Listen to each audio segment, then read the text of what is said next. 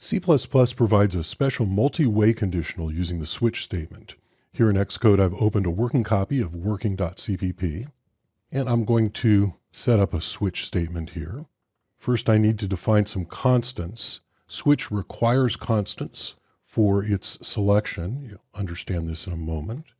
Start with an integer, and I'll call it I1, and I'll just make a few of them, and I'll name them 1, 2, 3, and 4.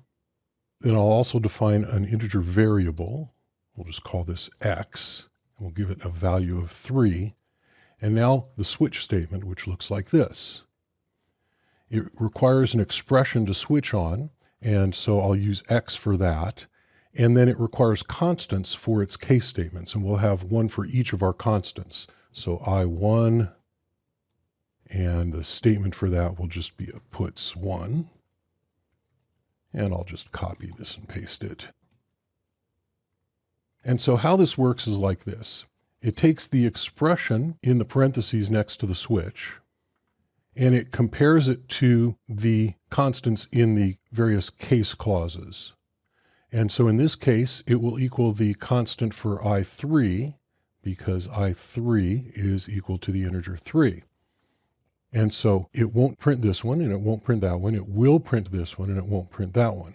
And for the default, we'll just put something in here for default, so we can also demonstrate that. Now, when I build and run, you'll see that it'll display the number 3. And if I change x to, say, 2, and build and run, it'll say 2.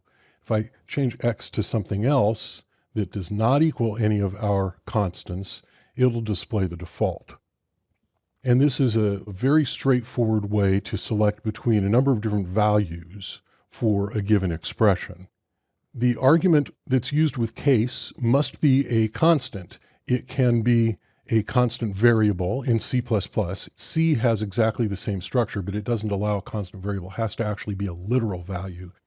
And the way that it works is it'll actually simply jump to the case that is selected here. So for example, if I make this 2, it'll jump to the 2 and it'll continue executing until it gets to the end of the block.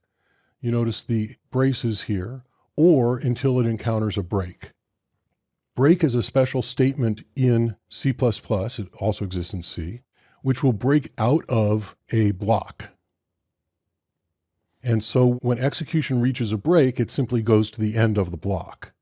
And so in this case, we have a 2 here. It'll execute all the code starting with the I2 label up until it sees a break. So if I take this break out, it will actually execute both the 2 and the 3. So I'll run this, and you get the 2 and the 3.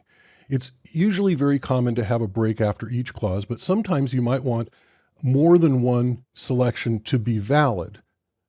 So I may have one here for 2, and I may have one, let's say, for 20. And so if I make one here for 20, and I'll have this just say 2 or 20, and I'll put in another case here for the 20. This is also a common way to do this.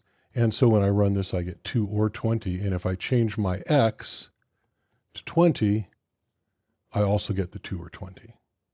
So switch is actually pretty simple.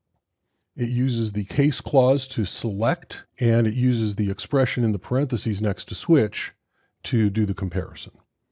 So this multi-way switch control can be very handy in cases where you need to select a condition from a list of possibilities.